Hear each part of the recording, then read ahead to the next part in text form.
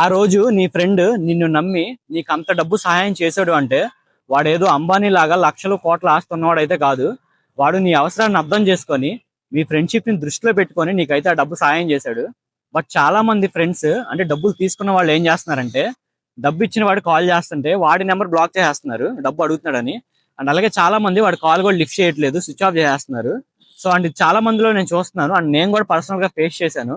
So నేను ఒకడికి అప్పిచ్చాను, అప్పిచ్చిన 10 రోజుల తర్వాత ఫోన్ చేస్తే మళ్ళీ 10 రోజుల తర్వాత ఇస్తా అన్నాడు. అలాగే 10 రోజుల తర్వాత కాల్ చేస్తే నెంబర్ బ్లాక్ చేసాడు. సో మీలో కూడా చాలా మందికి ఈ ఇష్యూ ఫేస్ చేసి ఉంటారు.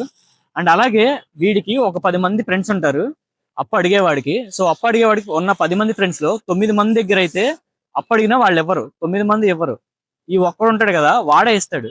బట్ ఫ్యాక్ట్ ఏంటంటే ఆ ఒక్కడే వీడికి శత్రువు అయిపోతాడు. మిగతా 9 మందితో మళ్ళీ వీడు బాగానే ఉంటాడు, కలిసి తిరుగుతాడు, సినిమాలకు వెళ్తాడు, షికార్లకు వెళ్తాడు.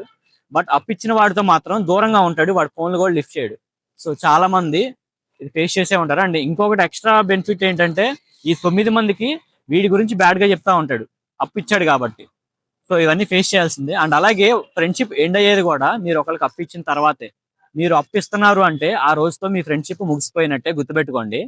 అండ్ అలాగే కొంతమంది బైక్ తీసుకునేటప్పుడు అంటే జాబ్ లేకపోయినా సరే వీళ్ళు కొంతమంది బైక్స్ తీసుకుంటారు. సో బైక్ తీసుకునేటప్పుడు ఇంకో ఫ్రెండ్ ని సంతకం పెట్టమంటారు మధ్యలో. సో అలా చాలా మంది ఫ్రెండ్స్ సంతకాలు పెట్టి వాళ్ళు ఈఎంఐలు కట్టలేక చాలా మంది ఇప్పుడు ప్రాబ్లమ్స్ అయితే ఫేస్ చేస్తున్నారు. ఇంట్లో పేరెంట్స్ కి, ఇంట్లో బ్రదర్స్ కి, సిస్టర్స్ కి హెల్ప్ అడిగినా సరే ఇవ్వని వాళ్ళు బెస్ట్ ఫ్రెండ్స్ కి హెల్ప్ అంటే మాత్రం హెల్ప్ చేస్తారు, ఎంత డబ్బైనా సరే అడిగితే ఇచ్చేస్తారు. సో మిమ్మల్ని నమ్మి మీ ఫ్రెండ్ అంత రిస్క్ చేసి అంత డబ్బులు మీకు ఇస్తున్నప్పుడు మీరు మీ తల తాకట్టు పెట్టైనా సరే ఆ డబ్బులు తిరిగి ఇవ్వాల్సిన బాధ్యత మీకుంది. సో చాలా మంది అలా లేరు, బట్ కొంతమంది అయితే ఉన్నారు ఖచ్చితంగా. సో ఈ వీడియో నేను వాళ్ళ కోసమే చేస్తున్నాను. అండ్ అలాగే చాలా మంది ఈ వీడియో చూసిన తర్వాత వాళ్ళ మనసులో బాధ చెప్పడానికి ట్రై చేస్తారు. సో చాలా మంది మనసులో బాధ ఉన్నా సరే బయటకు చెప్పుకోలేరు. సో ఈ వీడియోని అయితే నేను వాళ్ళ కోసమే చేస్తున్నాను. Thank you.